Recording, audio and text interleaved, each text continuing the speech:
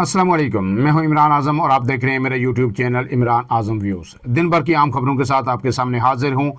3 बड़ी खबरें हैं। पहली बड़ी खबर तो कराची से आई है, जहां पे पाकिस्तान पीपल्स पार्टी की सीईसी का इजलास 2 रोज से जारी था। अब उसका अलामिया आ गया है। पाकिस्तान पीपल्स पार्टी ने क्या फैसला किया है, किन निकात पर, किन शिकों पर वो हुकूमत को इस आइनी तरमीम, जो 27वीं आइनी तरमीम होने जा रही है, इसमें सपोर्ट करेगी और किस में नहीं करेगी, और अगर करेगी तो किन शराइत पर करेगी। वो शराइत पीपल्स पार्टी की अब सामने आ गई हैं, उस पर बात करेंगे। इसके साथ साथ सोहेल अफरीदी जो वज़ीर आला खैबर पख्तूनख्वा हैं, उन्होंने एक बड़ा ही सख्त किस्म का बयान दिया था सिक्योरिटी अदारों के हवाले से, और जो वहाँ पे ऑपरेशन चल रहा है अब उसका जो है जो आफ्टर शॉक्स है वो आना शुरू हो गए हैं, और ये कहा जा रहा है कि सोहेल अफरीदी ने रेड लाइन क्रॉस कर दी है। इस पर भी बात करेंगे। और फिर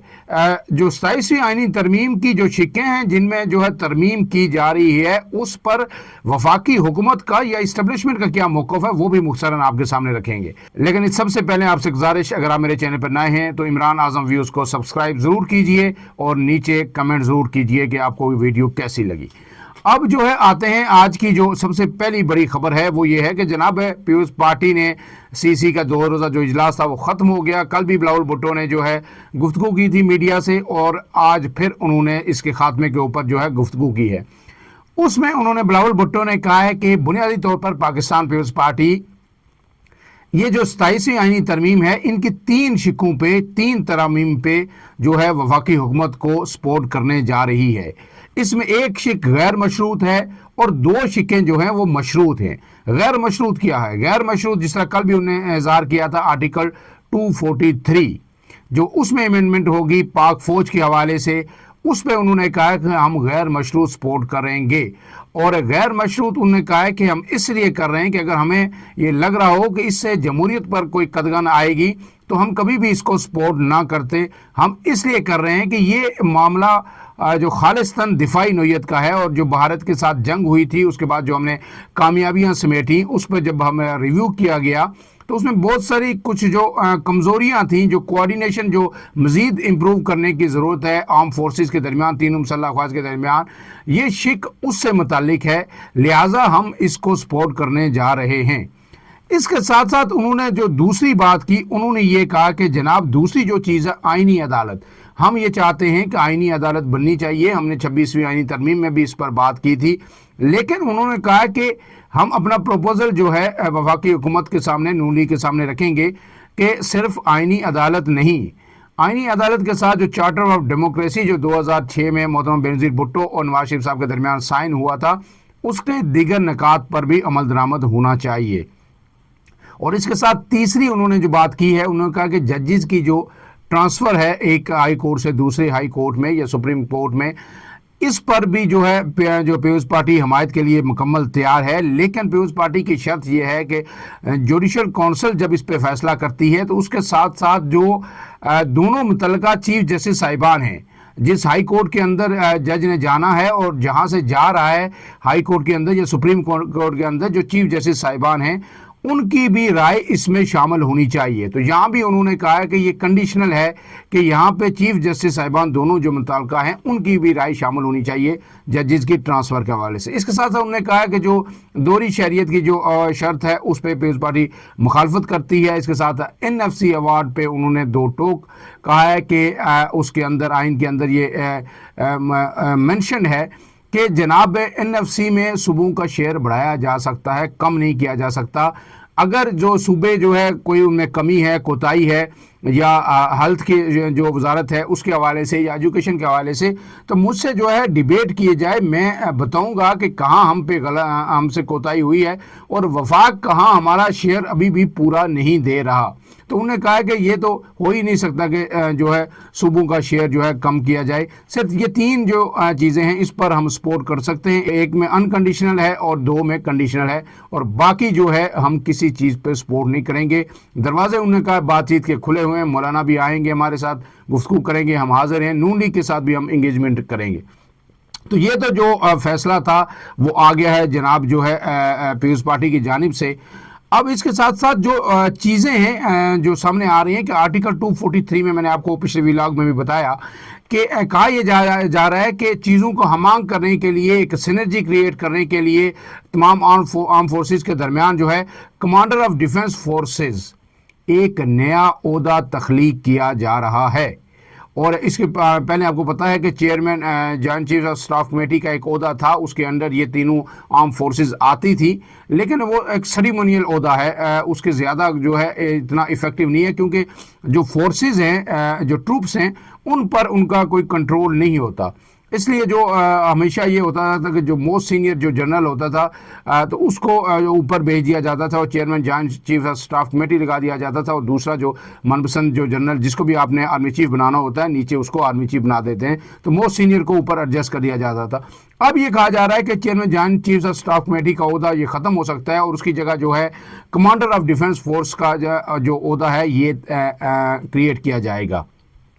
لیکن اس میں اہم بات کیا ہے؟ اس میں اہم بات یہ ہے کہ یہ ایک نیا عہدہ ہوگا، اور نئے عہدے پر جو تعیناتی ہوگی وہ field marshal general Syed Asim Munir کی ہوگی، اور نئے عہدے پر تعیناتی جو ہوگی یہ کم سے کم 5 سال کے لیے ہوگی۔ تو جو جنرل عاصم منیر کی جو مدت ہے وہ اگر ایکسٹینشن ان کی ہوتی ہے تو وہ 2027 میں ختم ہو جائے گی، یعنی نومبر 2025 سے 2027 کے نومبر میں جا کے ختم ہو جائے گی۔ لیکن اگر 2025 سے وہ ایک نئے عہدے پہ چلے جاتے ہیں تو پھر یہ مدت 2030 میں ختم ہوگی۔ اور جو مخالفین ہیں، جو ناقدین ہیں اس آرٹیکل 243 میں ترمیم کے خلاف جو لوگ ہیں، وہ یہ کہہ رہے ہیں کہ جناب یہ ڈیفنس نوعیت کی ہے، لیکن اس سے زیادہ نون لیگ جو بندوبست کر رہی ہے یا موجودہ اتحادی جو بندوبست کر رہے ہیں وہ 2029 کے اندر اگر الیکشن یہ ٹرم پوری ہوتی ہے، 2024 میں الیکشن ہوئے تھے، تو 2029 میں جب دوبارہ الیکشن ہوں گے تو یہ اس کی بھی منصوبہ بندی کی جا رہی ہے کہ جب جو ہے جنرل سید عاصم منیر اوپر بیٹھے ہوں گے،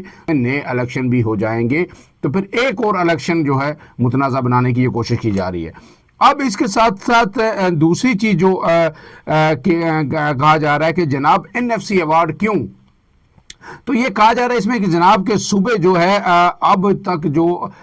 سالانہ جو خود جنریٹ کرتے ہیں وہ صرف جو ہے 1 کھرب روپیہ ہے، جبکہ جو وفاق ان کو دیتا ہے وہاں سے جو ہے 8 کھرب ہر جو صبح جو ہے اپنے لیے لے کے چلا جاتا ہے، اور خود جنریشن کچھ نہیں کرتے وفاق سے، جس طرح میں نے آپ کو بتایا کہ سارے پیسے لے جاتے ہیں، اور پھر سارا بوجھ جو پیچھے ڈیفنس کا ہو یا قرضوں کا ہو یا دیگر جو بوجھ ہے اس میں BISP جیسے ادارے بھی آ جاتے ہیں، وہ سب وفاق کے ذمہ ہوتا ہے اور وفاق کو ملتا کچھ نہیں ہے۔ اب اس میں یہ کہا گیا ہے، فگر میں آپ کے سامنے جو کچھ حقائق رکھ دیتا ہوں کہ NFC کے تحت 2009 میں صوبوں کو وفاق سے 600 ارب روپے منتقل ہوئے، صوبوں کو وفاق سے 2009 میں 600 ارب منتقل ہوئے، اور 2025 میں یہ رقم 8026 ارب روپے تک پہنچ چکی ہے، یعنی گزشتہ 15 سال میں NFC کے تحت صوبوں کو ملنے والی رقم میں 10 گنا اضافہ ہوا، جبکہ صوبوں کی اپنی ٹیکس وصولیوں میں میکسیمم 60 سے 70% کا اضافہ ہوا، یعنی نہ ہونے کے برابر اضافہ ہوا، اور اس کے مطابق اس کی نسبت جو ہے یہاں پہ 10 گنا مل رہے ہیں اب جو ہے پیسے۔ اس کے ساتھ ساتھ یہ کہا گیا ہے کہ جناب 2025 میں وفاق کا جو مالی خسارہ تھا وہ 6501 ارب تک پہنچ چکا ہے، اور پاکستان اپنے GDP کا صرف 1.7% جو ہے وہ ڈیفنس پہ خرچ کرتا ہے، اور سول اخراجات جو مجموعی بجٹ کے جو 52% تک پہنچ گئے ہیں۔ اس کے ساتھ ساتھ BISP کی بات میں نے آپ کی اب یہ کہا جا رہا ہے کہ اب اگر اس میں کوئی تھوڑی سی ریلیکسیشن کر بھی دی جاتی ہے کہ NFC میں صوبوں کا شیئر نہیں کاٹا جائے گا، تو اس کی ایک اور صورت ہے جس میں شاید پیپلز پارٹی بھی مان جائے کہ جو ٹارگٹ جو صوبوں کو دیے گئے ہیں اگر وہ ٹارگٹ پورے نہیں کرتے تو پھر وہ جو ڈیفیسٹ ہے وہ کاٹ کے باقی جو پیسے جو ہیں وہ جو ہے صوبوں کو دیے جائیں گے، جس طرح کہ 2025 میں 8226 ارب روپے جو ہے ایک صوبے کو دیے گئے ہیں، تو پھر اب اگر ٹارگٹ پورا نہیں ہوگا تو اس میں سے وہ کاٹ کے جو ٹارگٹ صوبہ پورا نہیں کرے گا تو باقی پیسے اس کو دیے جائیں گے۔